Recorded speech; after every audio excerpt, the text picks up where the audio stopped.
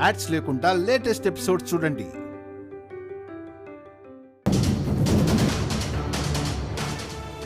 ఇంతకాలం నిజమైన మా నాన్నగారికి దూరంగా ఉన్నాను. ఇప్పుడు మళ్ళీ నాకు ఆయన్ని దూరం చేయడానికి ప్రయత్నం చేయొద్దు. మీ అందరికీ దండం పెడతాను.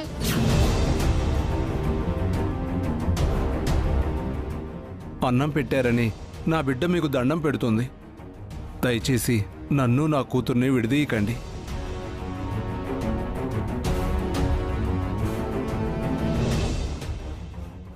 కన్న బిడ్డని తండ్రిని విడదీసే హక్కు ఎవరికుంటుందమ్మా? అవునండి, ఆ అమ్మాయిని మీరు తీసుకుపోవడానికి వీళ్ళ పర్మిషన్ ఎందుకు? నటకుమారి,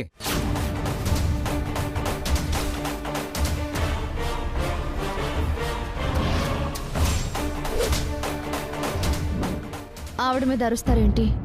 అరవడం కాదు, వాడు నా కూతుర్ని వాడు కూతురు అంటుంటే నేనేం చేస్తానో నాకే తెలీదు. చేతు, మీ కూతురు అంటే పూజ మీ కూతురా? చెప్పండి.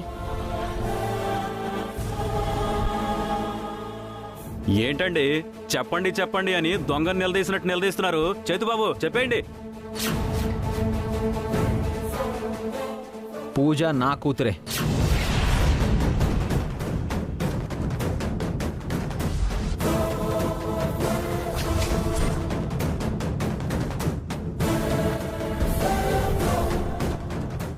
ఇంతకాలం ఈ చేతులతో పెంచాను.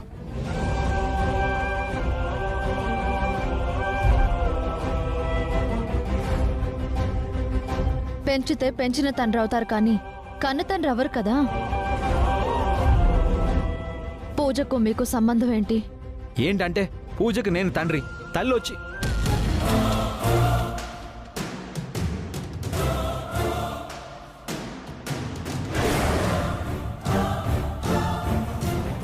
తల్లొచ్చెవరు?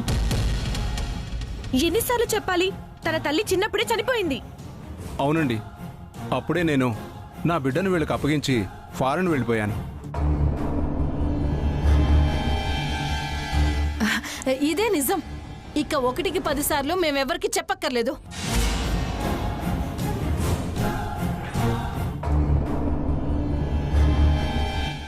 నిజానికి మీకు పుట్టింది 2 ఆడపిల్లలు,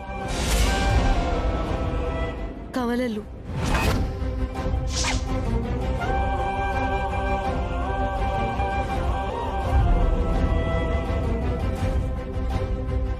అవును మేడం, ఆ ఇంట్లో కూడా సేమ్ మీ దగ్గరున్న పాపేజీ ఒక పాప ఉంది. బహుశా ఆ పాప వాళ్ళని నిలదీస్తే మిస్ అయిన పాప ఎవరు, ఎక్కడుంది అన్ని నిజాలు ఖచ్చితంగా తెలుస్తాయి.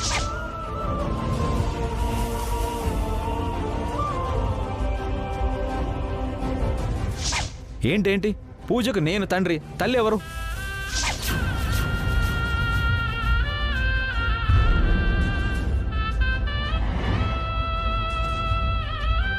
వీళ్ళంతా ఖచ్చితంగా ఏదో దాస్తున్నారు.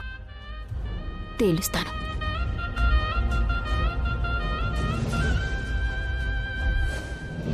తేజ, పద.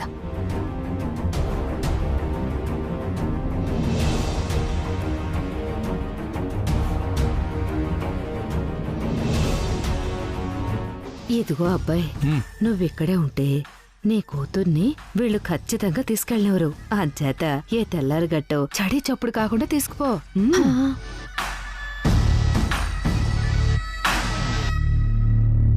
పూజమ్మ, ఈ గొడవలోనూ గోళల్లోనూ మనం ఉండలేం కానీ పద పక్కకెళ్ళి టిఫిన్ చేద్దాం. రామ్మా, రా.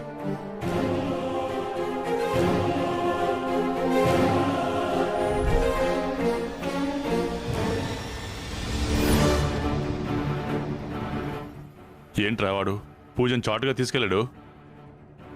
అంటే మీరు వెళ్ళనివ్వటం లేదు కదండి. మా ఇంటి బిడ్డను తీసుకెళ్ళటానికి వాడెవడు? ఎవడు అని మమ్మల్ని అడుగుతావేంటి? మీరేగా పూజ తండ్రి ఆయనే అని చెప్పింది. మేము ఆ మాట చెప్పడానికి 100 కారణాలుంటాయి. మా ఇంట్లో ఉంటూ మా ఇంటి తిండి తింటూ పరాయి వాళ్ళకి పిచ్చి పిచ్చి సలహాలు ఇస్తే మీరు డైలాగ్ ఫినిష్ చేయొద్దు. ఏం జరుగుతుందో ఆ మాత్రం గెస్ట్ చేయగలం. నువ్వు పదమ్మా.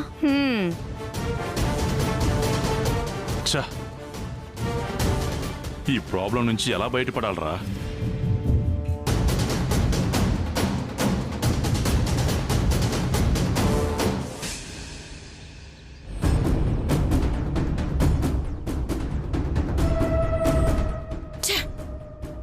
బుద్ధి లేక ఆ రంగనాయకిని నటకుమారిని ఇంట్లోకి తీసుకొచ్చి పెట్టాను. కరెక్ట్ అక్క. నీకు బుద్ధి లేదన్న విషయం మాకెప్పుడో తెలుసు కానీ దాన్ని నువ్వు ఒప్పుకున్నావు చూసావా, నువ్వు నిజంగా గ్రేట్ అక్క. ఏంటే ఎటకారమా? ఆ దొంగ మొహాలు చూసారా? ఆ వచ్చిన వ్యక్తితో పూజని తీసుకెళ్ళిపోమని ఎలా ఎంకరేజ్ చేస్తున్నారో. అవునక్క, సమయానికి మనం అక్కడ ఉండుండకపోతే ఆ నట్కుమారి రంగనాయికి వాణ్ణి బాగా ఎంకరేజ్ చేసేవాళ్ళు. ఆ ఆనందరావు మనకి తెలియకుండా పూజని ఎక్కడికో తీసుకెళ్లిపోయేవాడు. చూడు తేజ, నేను అర్జెంట్ పని మీద బయటికి వెళ్తున్నాను. రావటానికి నాకు ఆలస్యమైనా అవ్వచ్చు. నువ్వేం భయపడకుండా ఇక్కడే ఉండి పూజతో ఆడుకుంటూ ఉండు, సరేనా? నాకు భయం ఎందుకమ్మా? ఎవరైనా తోకలాడిస్తే ఎలా కత్తిరించాలో నాకు తెలుసు కదా. అవునమ్మా, సాంబయ్య ఎక్కడ దొరుకుతాడు? వాడి కోసమే బయటికి వెళ్తున్నాను. అయితే నేను వస్తాను. నువ్వు వద్దురా నాన్న, ఇక్కడే ఉండు, నేనే వెళ్ళొస్తాను.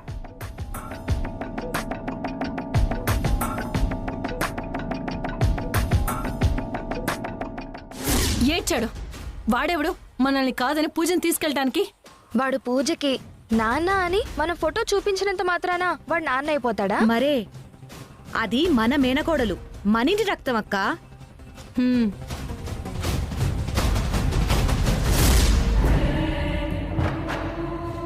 పూజ ఆ సూర్యకాంతం కూతురని తెలిస్తే ఎక్కడ సూర్య బిడ్డను తీసుకెళ్లిపోతుందన్న భయంతో మనం అబద్ధాలు చెప్తే వాడెవడు ఆ అబద్ధాన్ని పట్టుకుని సీన్లోకి ఎంటర్ అయిపోయాడు. మనింటి రక్తం మనింటి దగ్గరే ఉండాలనే కదా హాస్పిటల్ నుంచి సూర్యకి పుట్టిన బిడ్డని తమ్ముడితో ఎత్తుకొచ్చేలా చేశాం. కన్న తల్లైన సూర్యకే తన బిడ్డని దక్కనివ్వకుండా చేస్తే వీడెవడు పూజని తీసుకెళ్ళటానికి? మరే, పూజ దూరం అయితే తమ్ముడు బతకలేడు.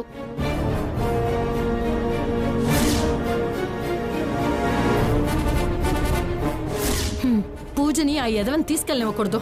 పూజ తన కూతురన్న విషయం సూర్యకి తెలియనివ్వకూడదు.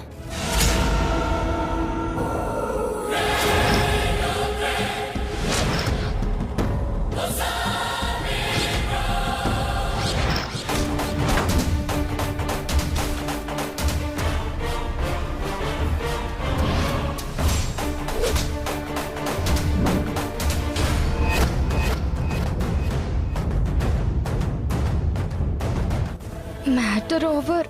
మొత్తం వినేసింది.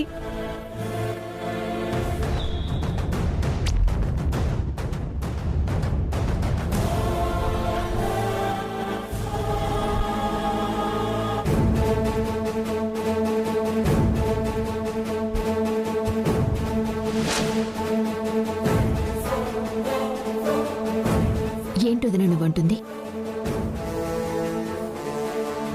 నిన్నే వదినా, ఏంటి ఇప్పుడు నువ్వంటుంది?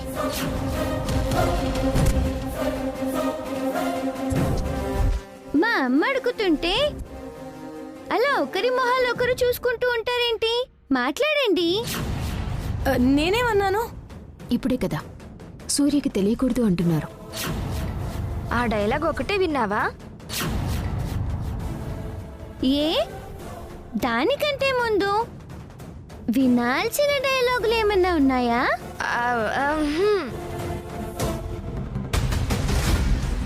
ఉంటే మళ్ళీ చెప్పండి, వింటాం.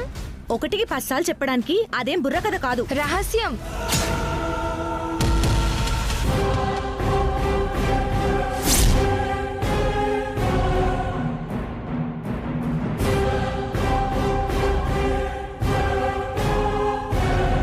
రహస్యమా? ఏంటా రహస్యం? ఆహా, మిమ్మల్ని వదినా, నాకు తెలియకూడదు అంటున్నారు కదా.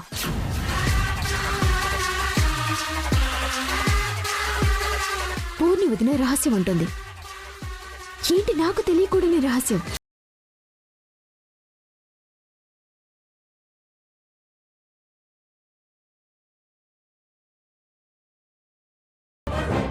వదినా, ఎంత కాదనుకున్నా ఎప్పటికప్పుడు మీకు ఆపదలు వస్తే మీరు ఇబ్బంది పడకూడదని మీ మంచి కోరి ఇక్కడికి వచ్చి వెళ్తున్నాను. కానీ మీరు గతంలో ఉన్నట్టు నాకు తెలియకుండా ఏదైనా చేస్తే మాత్రం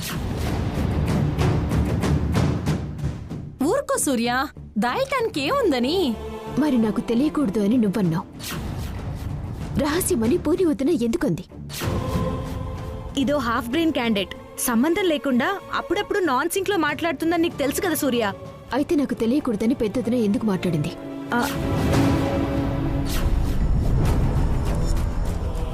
ఆవిడ అన్నీ తెలిసే మాట్లాడుతుంది.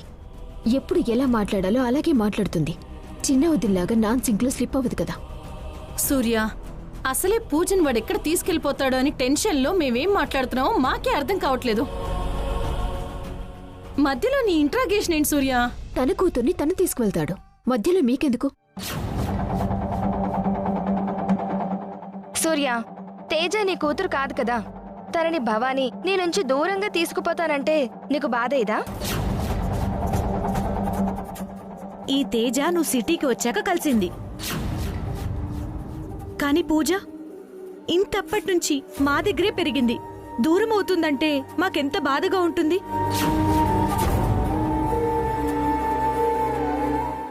సరే, నేను అర్జెంట్ పని మీద బయటికి వెళ్తున్నాను. రావడానికి ఆలస్యం అవుతుంది.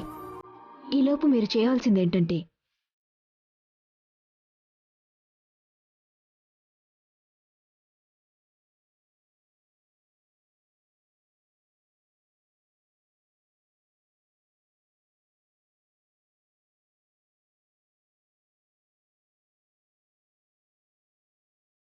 ఏమంటారు? అమ్మో, నువ్వు లేకుండానా?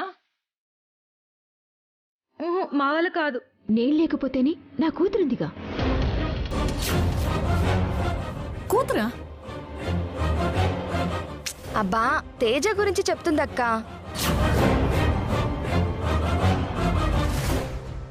తనే అంతా చూసుకుంటుంది. వేలిడంత లేదు, ఇదేం చూసుకుంటుంది? గుమ్మమంత ఎత్తున్నావు, ఇప్పటి వరకు నువ్వేం చేసావు?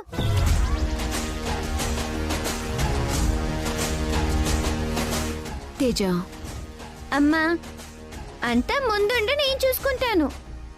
ఆ రంగనాయకి నటకుమారులకు చుక్కలు చూపించి ఇంట్లోంచి బయటికి పారిపోయేలా చేస్తాను. సరే, నేను మావయ్య గారి కారు తీసుకెళ్తాను. మావయ్య గారు ఎవరమ్మా?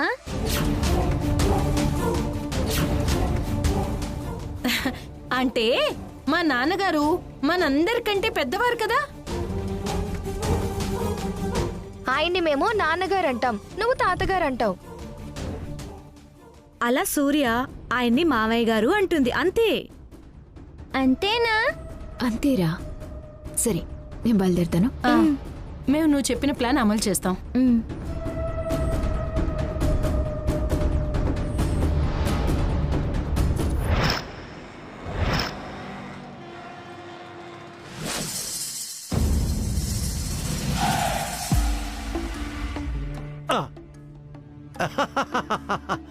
నా పులితో నీ మేక చచ్చిందిరా. అరే సాంబయ్య, ఏమైనా నీ జాతకం ఎవరికి రాదురా. పెళ్ళం జైలుకెళ్ళినా నువ్వు మాత్రం ఏ చీకు చింత లేకుండా హ్యాపీగా ఎంజాయ్ చేస్తున్నావురా. మరే ఎంజాయ్ పాడా, డబ్బు లేక మందు కటకట్లాడిపోతున్నాను తెలుసా. నా పెళ్ళం ఉన్నప్పుడే బాగుండేది. దాన్ని భయపెట్టు, హింస పెట్టు, డబ్బులు తెచ్చుకునేవాడిని. అదేంట్రా, నువ్వు నీ బామ్మర్ది కలిసి నువ్వు చచ్చినట్టు నాటకం ఆడి నీ పెళ్ళాన్ని జైలుకి పంపించారు కదా. నీ మెయింటెనెన్స్ అంతా నీ ఎస్ఐ బామ్మర్దే చూసుకుంటాడన్నావు. ముందు అలాగే అన్నాడు రా యాదవా, కానీ పని అయిన తర్వాత చేతులు దులిపేసుకున్నాడు.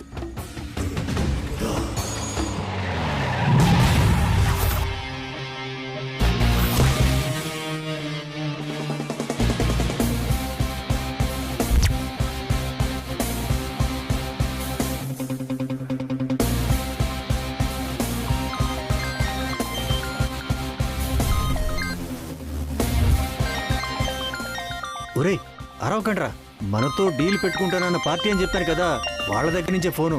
మాట్లాడరా. Hello, good drinker Sambaiah speaking. Samayya, ఎక్కడున్నావు? మీరు చెప్పిన చోటే ఉన్నాను. మీరెక్కడా? నేను రోడ్డుకి ఆపోజిట్ లో ఉన్నాను. అక్కడెందుకు? స్ట్రైట్ గా సైడ్కి వచ్చేసేయండి, ఇక్కడే సేఫ్. సరే, వస్తున్నాను.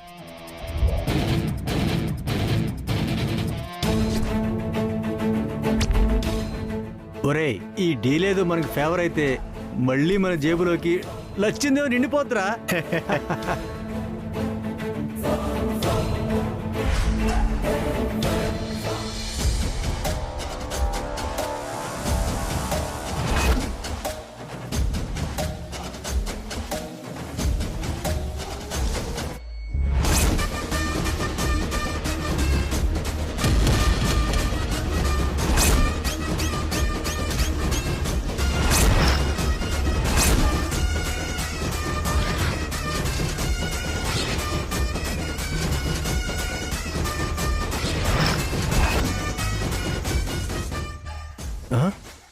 సూర్య,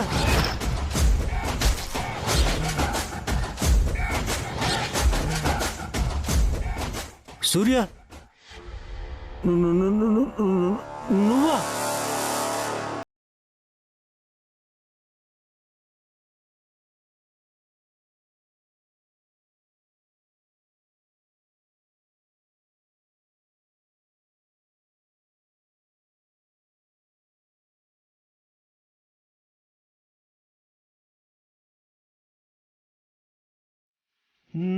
నువ్వా?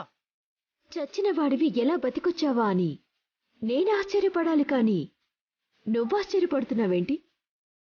అంటే నాకు ఫోన్ చేసింది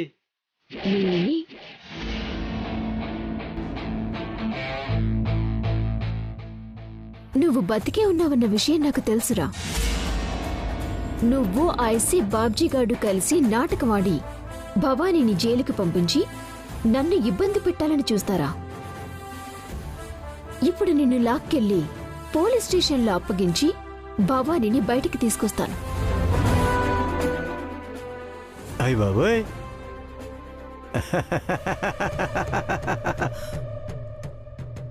ఒరేయ్, నన్ను లోపలేస్తుందంట,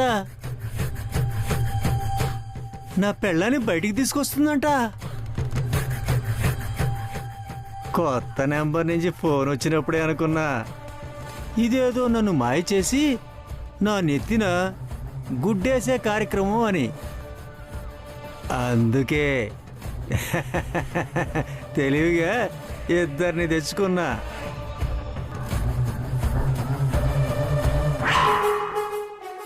సూర్యకాంతం రంగంలోకి దిగితే ఇద్దరు కాదు, పొద్దులు బొంతలు కూడా సరిపోర్రా. రేయ్, ఇంకా చూస్తారేంట్రా? మెత్తగా తన్ని కారు డిక్కీలో తొంగబెట్టండి, లేదంటే నేను అసలు లెక్కెట్టాలరా. కానివ్వండి.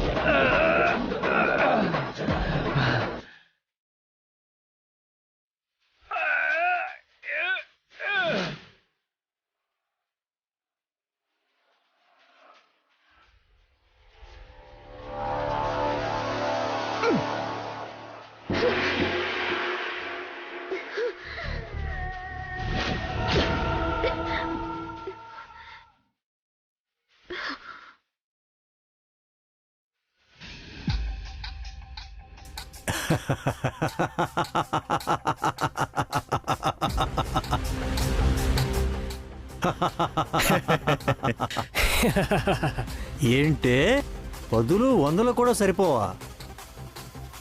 ఎంత బెళ్ళపిచ్చావే, గుప్పెడు మట్టి కంట్లో పడితే ఆగిపోయావు. ఇప్పుడు నువ్వు మమ్మల్ని ఏమీ చేయలేవు, కానీ మేము తలుచుకుంటే నిన్ను ఏమైనా చేయగలం. కంటిలో మట్టి పడింది, చూడలేకపోతుంది, సరెండర్ అయిపోతుంది అని అనుకుంటున్నారేమో.